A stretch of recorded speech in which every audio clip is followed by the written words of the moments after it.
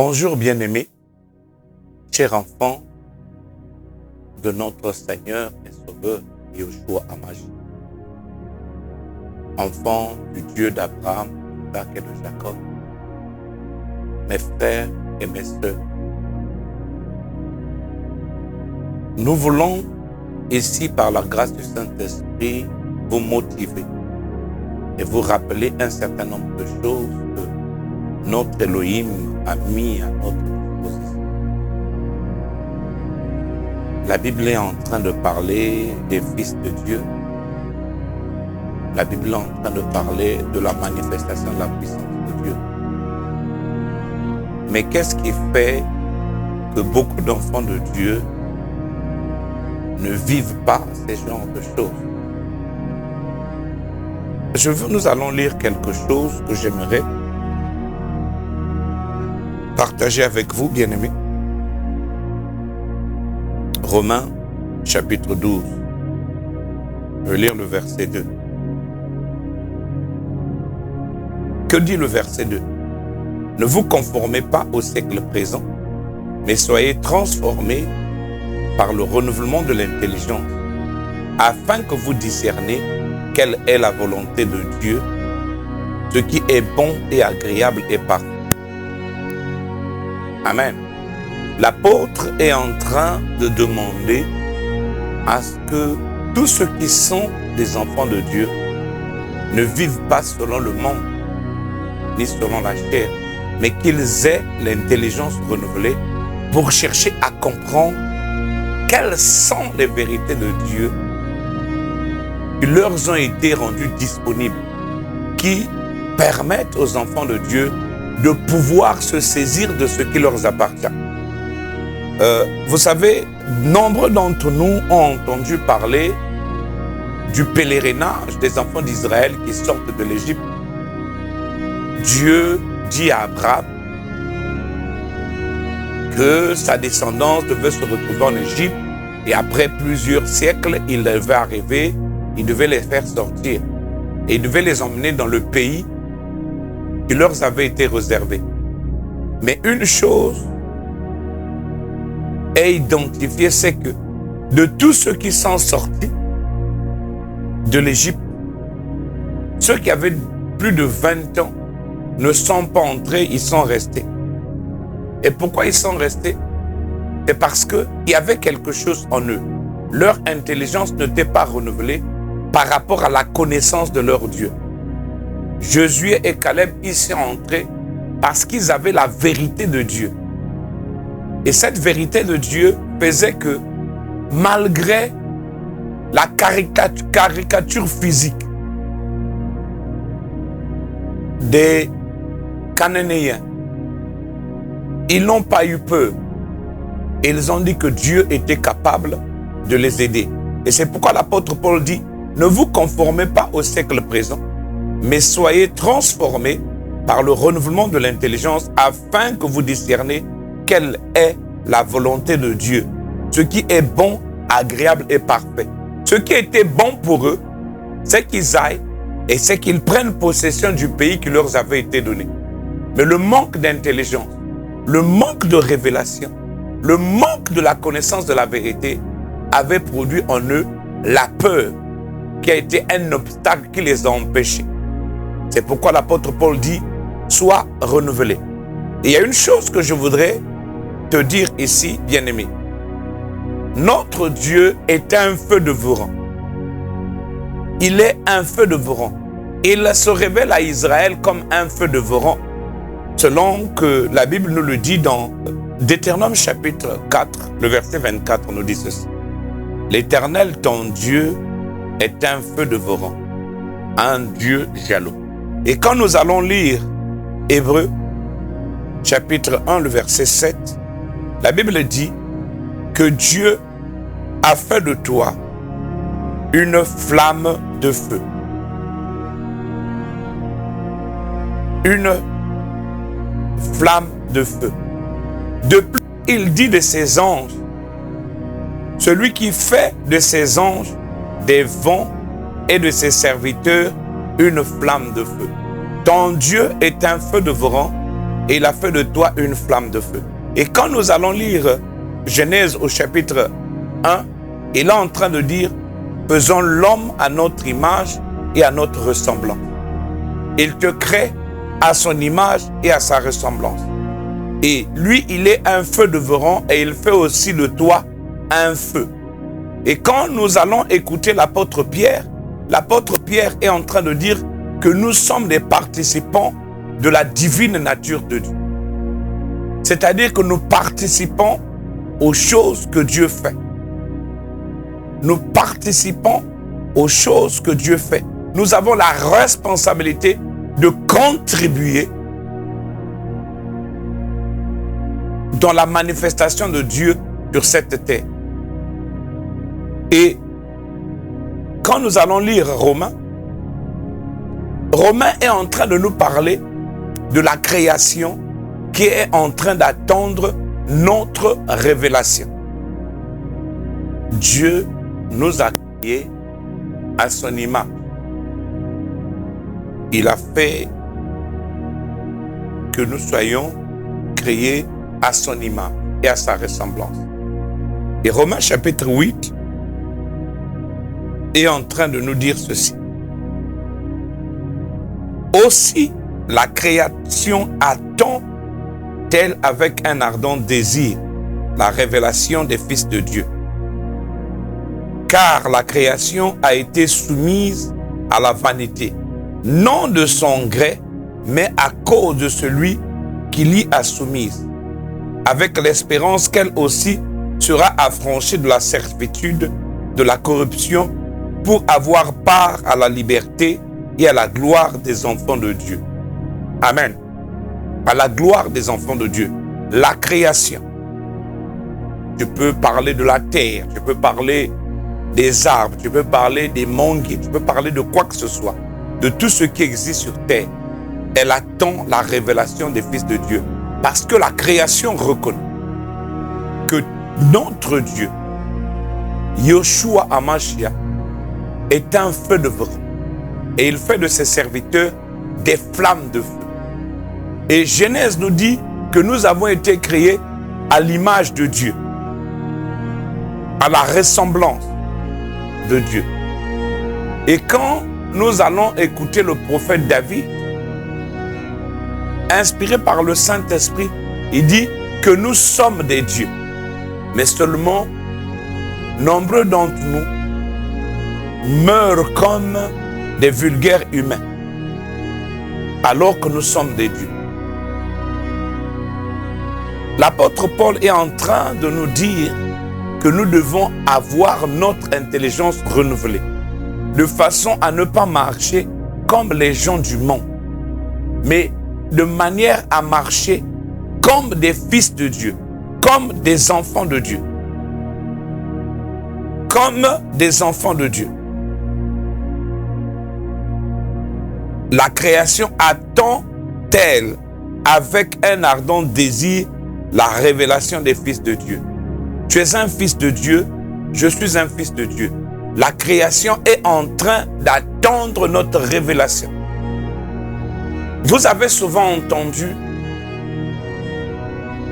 des témoignages dans ce monde où là-bas, un démon a provoqué un accident. Là-bas, un sorcier a fait tomber un arbre. Là-bas, un sorcier a envoyé un tonnerre. Ils sont en train d'utiliser la manipulation des esprits. Ils sont en train de contrôler la création pour faire du mal aux gens. Et la création qui est sous leur esclavagisme attend ta révélation à toi, toi qui es fils de Dieu, pour pouvoir l'emmener à la délivrance. Le verset 20 de Romains chapitre 8 dit ceci. La création a été soumise à la vanité, non de son gré, mais à cause de celui qui l'y a soumise, avec l'espérance qu'elle aussi sera affranchie de la servitude, de la corruption, pour avoir part à la liberté, de la gloire des enfants de Dieu. La création. Je vous disais tout à l'heure que un sorcier va mettre quelque chose dans une ruelle et il va provoquer des accidents. Il va manipuler la création pour que la création devienne un obstacle pour des gens que Dieu a créés. Mais pourquoi cela? C'est parce que les enfants de Dieu n'ont pas l'intelligence renouvelée pour pouvoir comprendre les vérités de la parole de Dieu. Les enfants de Dieu ne comprennent pas qu'ils sont des fils de Dieu. Et ils ont le pouvoir et l'autorité d'emmener la création à la délivrance. Je vais vous parler de notre Seigneur Yeshua HaMashiach. Quand vous lisez Marc chapitre 11, on est en train de nous parler du figuier que lui l'a maudit. La création. Le figuier fait partie de la création. Il dit au figuier, jamais homme ne mangera encore de ton fruit. Et quand ils sont repassés par là, ce que les disciples ont remarqué, c'est que le figuier avait séché. Il a séché, depuis les racines jusqu'en haut. L'arbre a séché. L'arbre a subi la manifestation de la puissance de feu. Yeshua est un feu de vent. Il a fait de toi une flamme de feu comme il a fait de moi une flamme de feu. Et la création est en train d'attendre ta manifestation pour que toi, tu la délivres de l'esclavagisme. Pour qu'à cause de toi, la nature ne soit plus une arme que le diable utilise pour faire du mal, mais que ce soit une bénédiction que toi tu manifestes en faveur des enfants de Dieu. Alléluia, bien-aimé. Et pour que tu arrives à manifester ta nature de fils de Dieu, il faut que tu vives selon les vérités de Dieu. Le Seigneur est en train de dire à Josué une chose. Il dit, tu as vu ce livre de la loi? Médite-le et ne l'éloigne pas de ta bouche. Il y a ce qu'on appelle méditer. On peut méditer quelque chose, on peut lire sans ouvrir sa bouche. Je peux prendre ma Bible et me mettre à lire un verset sans que tu n'entendes, sans que je n'ouvre ma bouche. Je lis avec mon intelligence. Mais le Seigneur est en train de dire à Josué que ce livre-là ne s'éloigne point de ta bouche. C'est-à-dire, il est en train de demander à Josué d'en parler. Alléluia. Il demande à Josué d'en parler. Que ce livre de la loi ne s'éloigne point de ta bouche, médite-le jour et nuit. Donc, il y a la bouche et il y a la méditation. Il faut que l'enfant de Dieu prenne l'habitude de se parler à soi-même des vérités de Dieu pour que ces vérités-là produisent des effets positifs dans ta vie. Je vais vous prendre encore quelque chose, un exemple. Allons lire un peu Éphésiens.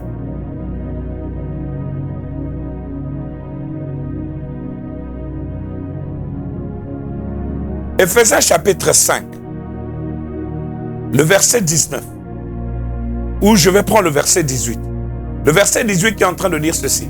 Ne vous enivrez pas de vin, c'est de la débauche. Soyez au contraire remplis de l'esprit. On dit soyez remplis de l'esprit. Ici, on est en train de montrer que ça fait partie de ta responsabilité. Sois. Ne t'enivre pas. Qui se nivre de vin? C'est toi qui te nivres de vin. Qui peut se nivrer du Saint-Esprit? C'est toi. On te dit, sois rempli. Sois rempli.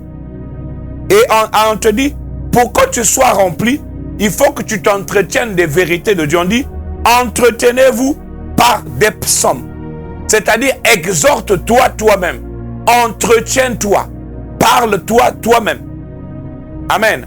Parle-toi des psaumes. Parle-toi des vérités de Dieu. Connaître que tu es fils de Dieu est une autre chose. Mais connaître les vérités qui t'accompagnent pour manifester la nature des fils de Dieu est plus important. L'apôtre Paul est en train de dire, entretenez-vous par des psaumes, par des hymnes et par des cantiques spirituels, chantons et célébrons de tout votre cœur les louanges du Seigneur. Je vais vous prendre un exemple. Le Seigneur est en train de dire que nous sommes la tête et non la queue. Nous sommes la tête et non la queue.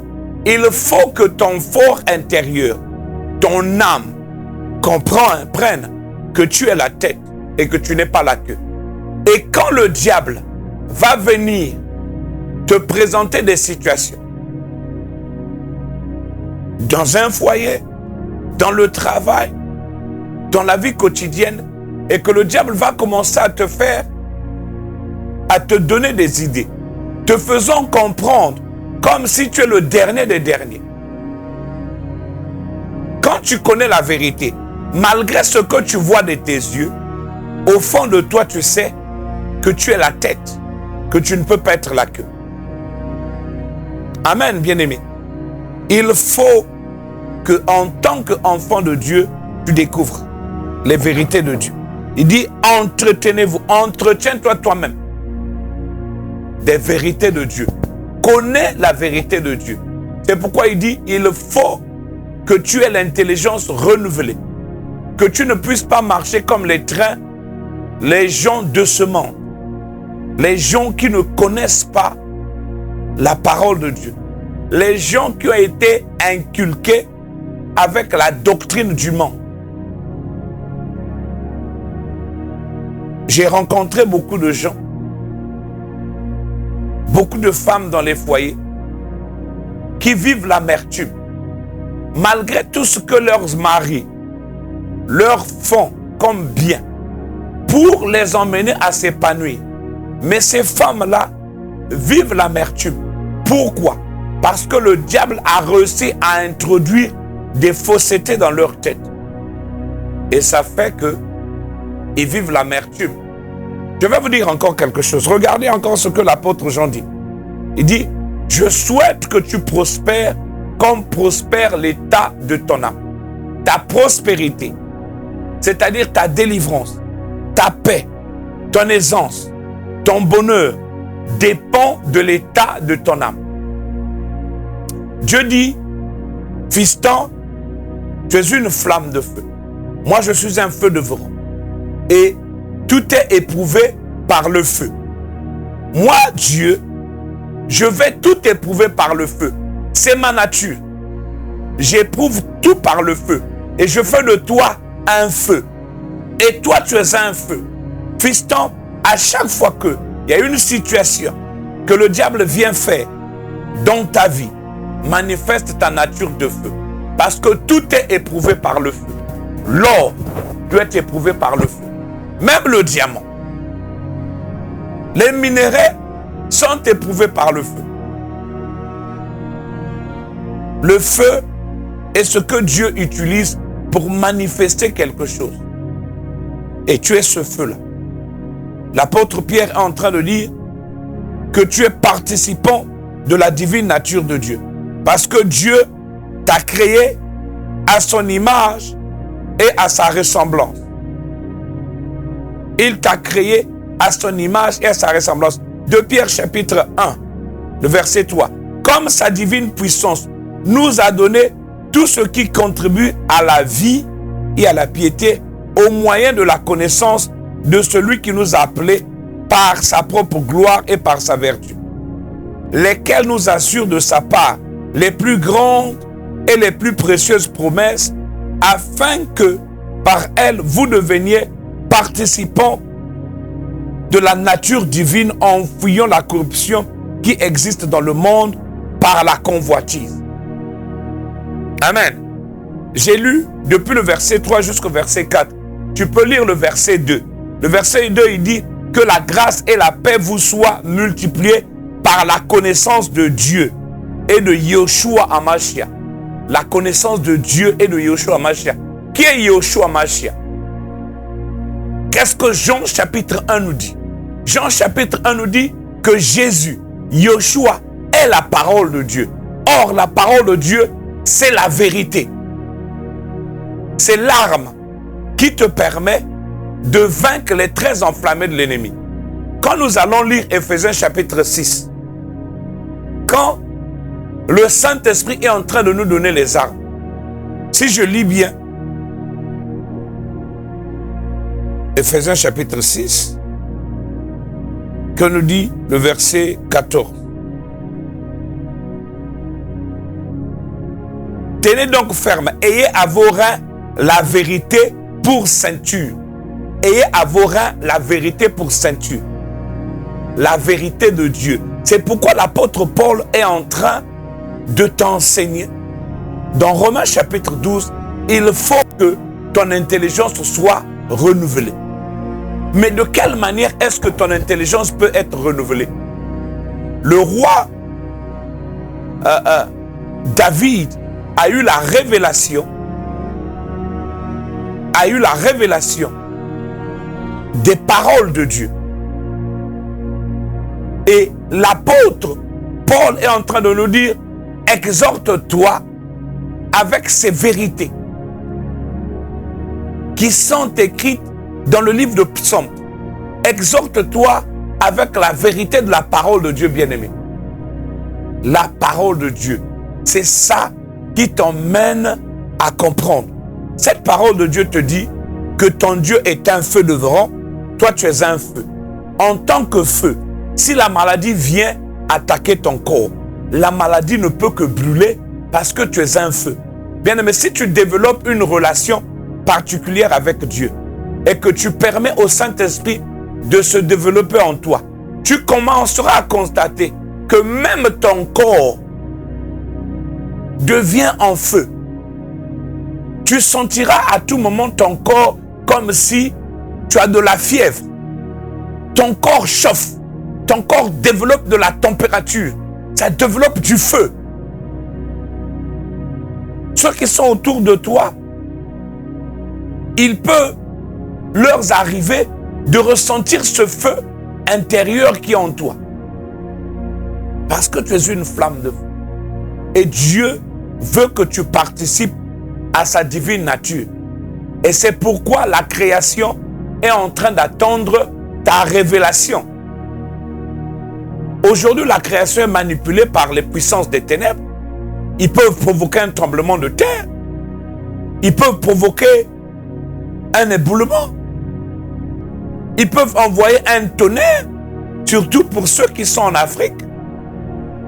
Ils entendent des témoignages comme ça où un tonnerre a été envoyé et ça a détruit quelqu'un dans sa maison. Et la création est en train d'attendre que toi, tu l'emmènes à la délivrance. Que toi, tu la délivres. Mais pour que tu arrives à emmener la création à la délivrance, il faut que tu aies la connaissance de la vérité. Tu es la prunelle de l'œil de Dieu. Quand tu comprends que tu es la prunelle de l'œil de Dieu, et quand tu comprends qu'aucun homme, aussi faible ou fort qu'il soit, il va se battre pour que personne ne lui mette le doigt dans l'œil. Il va se battre. Il ne va pas le permettre. Or, Dieu est le Tout-Puissant. Et toi, tu es la prunelle de l'œil de Dieu. Dis-moi, je vous parlerai de Job. Job aimait Dieu. Satan ne pouvait pas toucher Job aussi longtemps que Dieu ne lui avait pas donné l'autorisation. C'est quand Dieu a donné l'autorisation à Job de toucher aux biens de Job que Job a été touché, les biens de Job ont été touchés. Dieu a dit à Satan, je t'interdis de toucher à sa vie. Dieu avait autorisé à Satan de toucher la santé de Job, mais pas de sa vie. Et après, Dieu a dit, enough, it's enough. Et il a arrêté le jeu de Satan. Donc, bien aimé, il faut que tu comprennes la vérité de Dieu.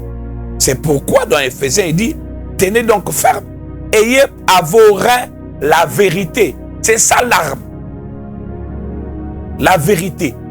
Qu'est-ce que Dieu dit par rapport à toi? Qu'est-ce qu'il dit par rapport à toi? Quelle est la vérité de Dieu? Je vais vous donner un exemple. Pour des femmes qui ont des problèmes d'enfanter, ou des hommes, les mariages qui sont là, ils n'arrivent pas à avoir des enfants. Dieu dit, il n'y aura point de femme stérile dans ta maison. Il n'y aura point de femme stérile dans ta maison. Donc, la vérité de Dieu dit que la stérilité ne peut pas être dans une maison. Maintenant, c'est à la femme de prendre cette vérité, de la confesser, de la confesser, de la confesser, de la confesser, de la confesser, de manière à ce que ça produise le positif dans sa mentalité. Et le positif va activer la restauration des cellules dans le corps humain. Et tout va commencer à fonctionner. C'est pourquoi vous trouverez que quelqu'un qui ne marchait pas, quelqu'un qui est aveugle, quelqu'un qui est malade, une prière va être faite. Mais la puissance de Dieu, la puissance créatrice, va réactiver les cellules du corps humain, va réactiver les anticorps et la maladie va disparaître. Parce que quand Dieu crée l'homme, il crée les anticorps, que moi j'appelle les antivirus du corps humain. Alléluia, bien-aimé. Donc, mon désir, c'est de t'emmener à avoir la connaissance qui va t'aider à manifester ta nature divine, qui va t'aider à manifester ta nature de fils de Dieu. Tu es un fils de Dieu. Mais pour que tu arrives là, commence à étudier la parole. Et quand tu as étudié la parole, commence à la répéter. Quelqu'un me posait la question, mais pasteur, je veux être rempli du Saint-Esprit. Je veux être rempli du Saint-Esprit. Bien-aimé, ce que je veux te dire, c'est quoi? Tu ne peux pas dire que Yeshua est Seigneur si tu n'as pas le Saint-Esprit. Tu ne peux pas aller à l'église, prier, si ce n'est pas le Saint-Esprit qui t'a dit. Maintenant, si tu veux être rempli du Saint-Esprit, commence à méditer la parole. Commence à t'exhorter toi-même. Commence à confesser la plénitude du Saint-Esprit. Il dit, soyez remplis du Saint-Esprit. Il ne dit pas, on va vous remplir du Saint-Esprit. On dit, soyez. Quand on dit soyez, c'est-à-dire que c'est ta responsabilité. Dieu t'a donné le Saint-Esprit. Le Saint-Esprit habite en toi. Maintenant, il faut que toi, tu manifestes la nature du Saint-Esprit. Il faut que tu la manifestes. Et en donnant au Saint-Esprit la possibilité de se manifester, et tu vas voir, il va se manifester en toi. Il va se manifester en toi. Amen. Il va se manifester en toi. Commence à parler à toi-même des promesses de Dieu sur le Saint-Esprit. Il dit, dans les derniers jours, je répandrai de mon esprit sur toute chair. Nous sommes dans les derniers jours. La Bible dit, tout à coup, il se fit entendre un bruit impétueux. Il fut rempli du Saint-Esprit. La Bible est en train de dire, tu es le temple du Saint-Esprit. Commence à confesser. Exhorte-toi. Dis, moi Paul, je suis le temple du Saint-Esprit. Je suis habité du Saint-Esprit. Je suis rempli du Saint-Esprit. Et tu vas voir que le Saint-Esprit va commencer à se manifester. Commence à confesser le fruit de l'Esprit. Commence à confesser le don de l'Esprit. Bien aimé, moi j'ai reçu la capacité de Dieu de prophétiser par la confession. Quand j'ai donné ma vie au Seigneur, j'ai commencé à jeûner. 7 jours de jeûne, à sec, quand je parlais à Dieu, je disais, Seigneur, je veux avoir la manifestation de ce don dans ma vie. Et depuis ces temps-là jusqu'à aujourd'hui, j'ai reçu la capacité de Dieu de prophétiser, de voir des visions. Parce que j'ai désiré. Bien-aimé, je crois que le Saint-Esprit t'a parlé aujourd'hui. J'ai mélangé, j'ai touché par-ci, par-là, pour te permettre d'être éclairé. Maintenant, je vais prier pour toi. Toi qui m'as suivi. Père éternel des armées, entre tes mains, je recommande ton fils, ta fille qui m'a écouté. Comme toi-même tu le dis dans Jean chapitre 11, que c'était pour eux que tu priais, pour nous que tu priais, parce que toi tu savais que le Père t'a toujours exaucé. C'est comme moi je sais que tu m'as toujours exaucé. Je prie pour que mon frère, ma soeur, ait l'intelligence renouvelée pour comprendre les secrets de ta parole. Tu l'as créé à ton image et à ta ressemblance. C'est un Dieu. Et ton serviteur David confesse que nous sommes des dieux. Et toi-même, Yoshua, quand tu viens sur la terre et tu dis, n'a-t-il pas été écrit que vous êtes des dieux? Nous sommes des dieux et nous avons ta nature. Permets à mon frère de réaliser qu'il a ta nature, de réaliser que la création attend sa révélation afin que lui puisse délivrer la création de l'esclavagisme de Satan. La gloire est à toi, Père. Guéris celui qui est malade. Je te déclare guéri, toi qui es malade, quelle que soit ta maladie, que ce soit le cancer, que ce soit le diabète, le blood pressure, l'AVC, les maladies cardiaques, quel que soit le nom que les hommes ont donné à la maladie, je te déclare guéri. Au nom de Yeshua HaMashiach, notre Seigneur et Sauveur, qui a donné sa vie sur la croix. Parce qu'il est écrit que de par ses meurtrissures, nous avons tous été guéris. Avant même que la maladie n'ait touché ton corps, lui, il était déjà mort afin que tu sois guéri. Je te déclare guéri au nom de Yeshua HaMashiach, notre Seigneur et Sauveur. Que le Seigneur nous bénisse. Amen.